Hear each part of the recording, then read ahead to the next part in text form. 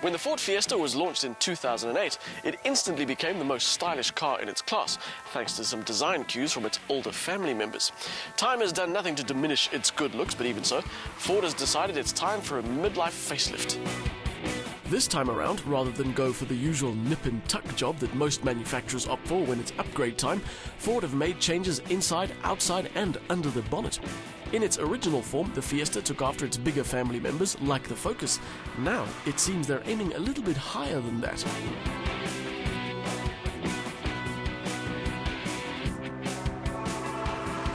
Front on, it is pure Aston Martin. Ford call it a trapezoidal grille. I call it an oversight. For a lot of cars, their grille is a design hallmark. Jaguar, BMW and Aston Martin are all instantly recognizable by their front-end mesh. And for me, the Fiesta's taken a bit of a cheap shot. Just in case you think I'm being petty, I know more than one person who has already confused the baby Ford with a British sports car and asked me if Aston had launched their city car, the Signet, in South Africa. That particular model doesn't look like a Fiesta, but it's the famous grille shape that's caused the confusion, and thankfully the Signet has stayed away. Other updates include new headlights with LED running lights on some models, a new element in the taillights and a few new colors.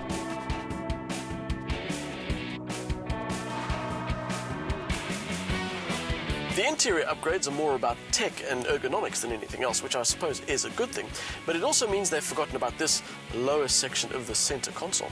Up here, it's all sleek and designy. Down here, it's all... we don't know what else to do, so we'll chuck in some big, chunky controls. Sure, it works fine, but it just doesn't look as slick as the rest of the setup. The new tech in the Fiesta includes Sync, Ford's catchy name for mobile gadget integration that can be operated from the steering wheel.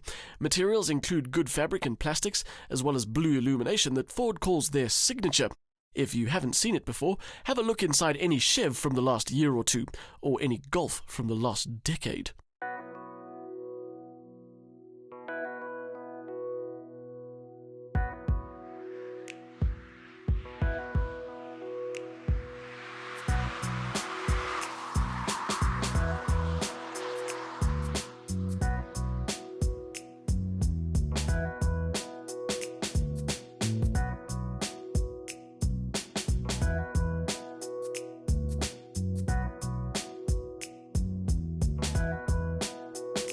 One of the major additions to the Fiesta lineup is this, the 1-litre EcoBoost engine. The 3-cylinder turbo puts out 92 kilowatts and 170 newton meters. It's got a combined cycle fuel consumption figure of just 3.6 litres per 100 and a CO2 count of just 99 grams. Even though it is the smallest engine in the lineup, it's got more power than the 1400 petrol and the 1600 diesel. In fact, it's got better figures than some larger engines in higher categories. The Fiesta is still offered with the 1400 petrol and this 1600 diesel. With 70 kilowatts and 200 newton meters, it also offers a good balance of performance and fuel consumption with a claimed combined cycle figure of 3.6 litres per 100 kilometers.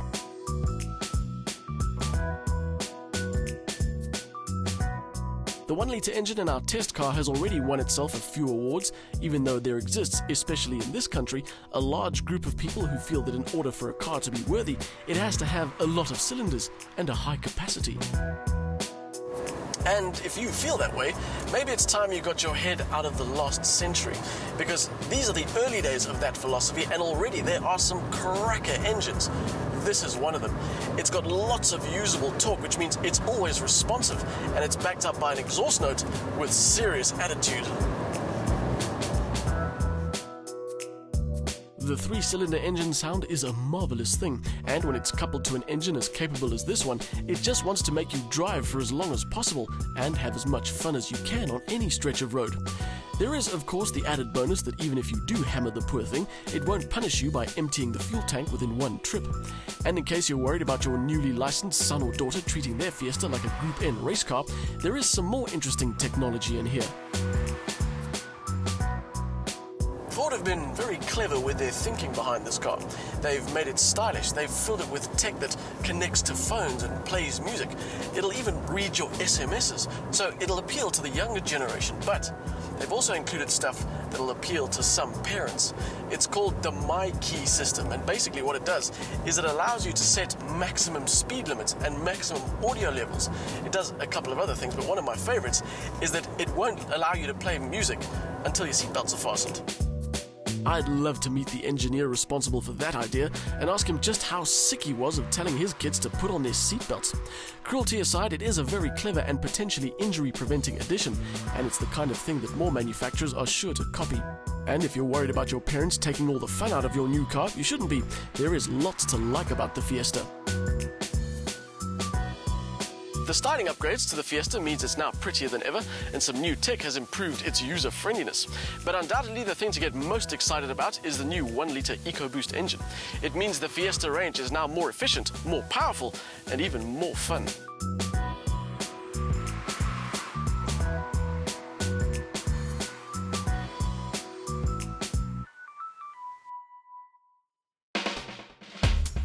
A small engine doesn't always mean a dull drive, and the 1-litre EcoBoost in the Fiesta is a case in point. Impressive power and a great 3-cylinder noise. The Fiesta remains one of the top choices in its class, even though it's now trying a little too hard to look like an Aston Martin relation, and some interior bits let the side down.